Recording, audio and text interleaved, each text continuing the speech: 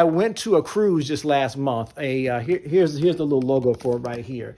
This is the Heinz Drive cruise. Fantastic. Love this cruise. Matter of fact, this cruise, it impresses me more than the Woodward Dream Cruise. Hi, this is Reggie. Thank you for watching and following my journey of this 1980 Lincoln Continental Mark VI. I've owned this car since 2017, and I've had a various amount of trial and errors trying to get it to run smoothly. And I'm gonna be honest with you, it really requires the community to give the tips and suggestions needed to keep these cars going. Recently, I had a visitor, Jake from Marks of Distinction. He helped me do an assessment very recently. We did a full compression test, all 8 cylinders, 7 of which 130 PSIs or better. But cylinder number 5, the one in the front, it only had 80 pounds per square inch. So I had to remove the spark plug boot and the coil wire just behind this preheater hose is cylinder number 5. Let me give you a little brighter view here. All right. So the idea is to pour all 16 ounces of this fluid into cylinder number 5. So naturally, I remove the spark plug first. Yeah, with a standard 5/8 socket. The objective of this procedure is to allow the penetrating oil to basically lubricate the piston to a point where the compression rings and the oil control ring will basically reseat in the proper position to regain the pressure so that we can reduce this engine blow-by that we're experiencing. And clearly it is cylinder number 5, as that has the least amount of compression.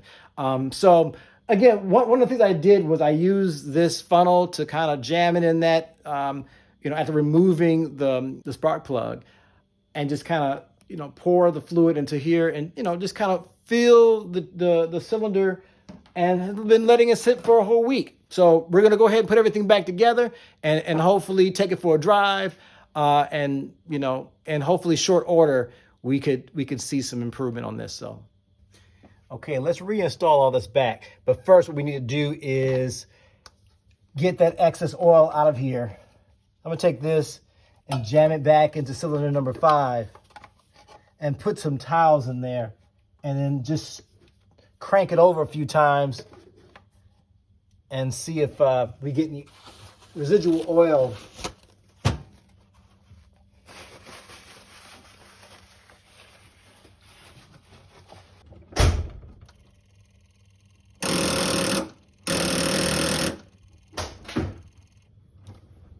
Oops, I better hook up my battery charger. One more second, hold on please. So I've had the battery on charger long enough that we should be able to get a much faster turnover, so we can get the excess mystery oil out of cylinder number 5. So let's give it a go. Let's crank it over one more time, and then we'll put everything back before we actually officially start it.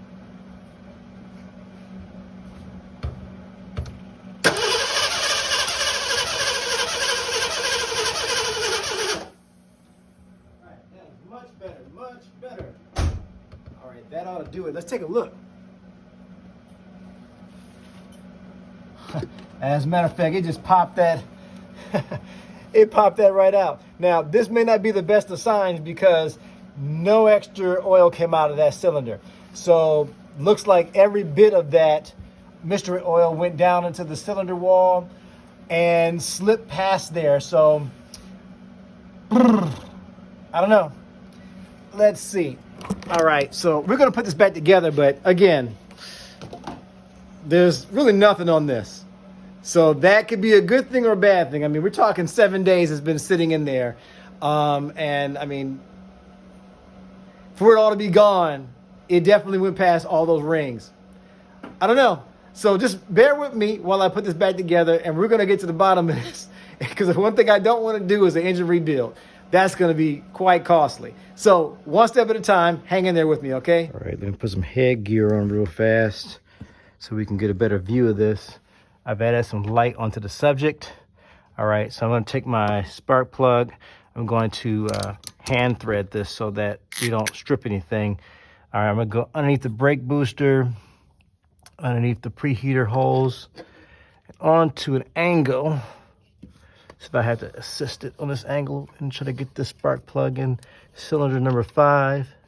See, I think I got it. Let me just feel it out real fast. Let's see. Yes, I feel that it's taking thread now. Let me make sure, because you don't want to cross thread this, that's for sure.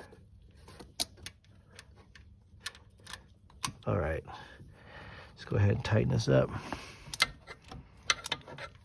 Now, this might be a, this could work, this angle could work. That's good. All right, let's take this out of here. Now, we need to put the spark plug boot back on here.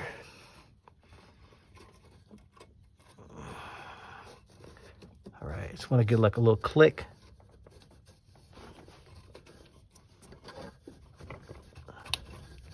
The cable for the coil back on. Let's see.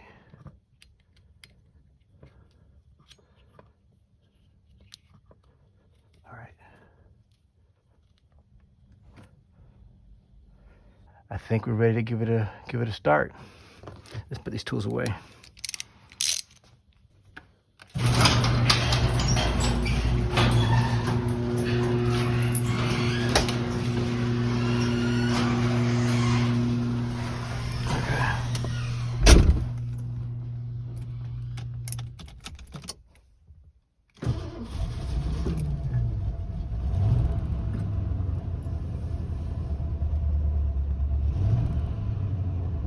Let's go see how it's idling out there.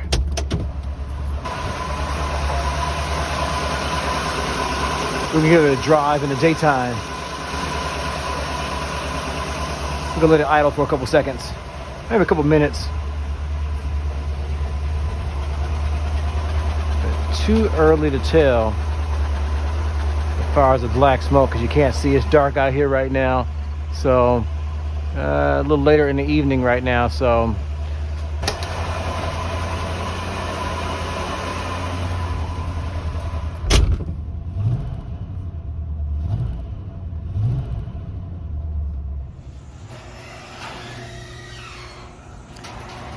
it's the next morning. Now that I can see in the daylight, it still has black tailpipe, but this carburetor's always run real rich.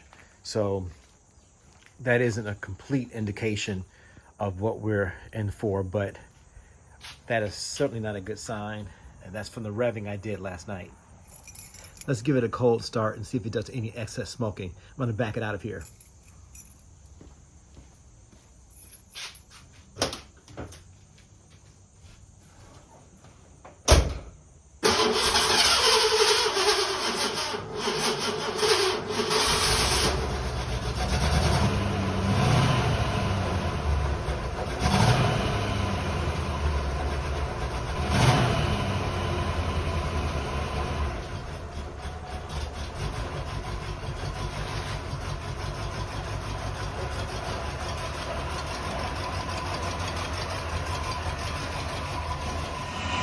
That was one of the roughest cold starts I've ever had with this car. Certainly is an issue. You know what? I'm going to kick it down. Let's look at this tailpipe right now. All right, not so much smoking right now, but let's kick it down.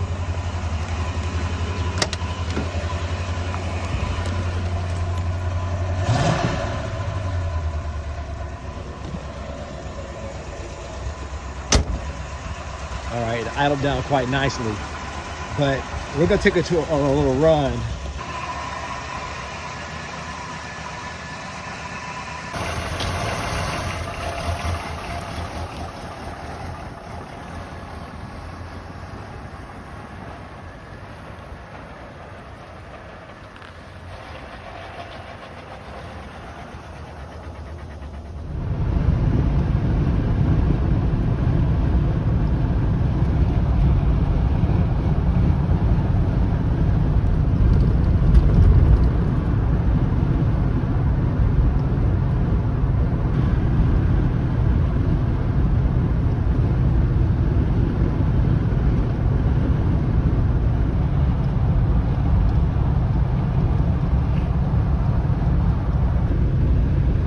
Right now I just have 99,900 miles. One more 100 mile to get to roll this vehicle over the odometer. I certainly hope it can make it. You know, when I was a kid, I enjoyed driving past the airport with my family and seeing the DC-10 and the 747. Those are the planes that I look most forward to seeing. It was really a spectacle.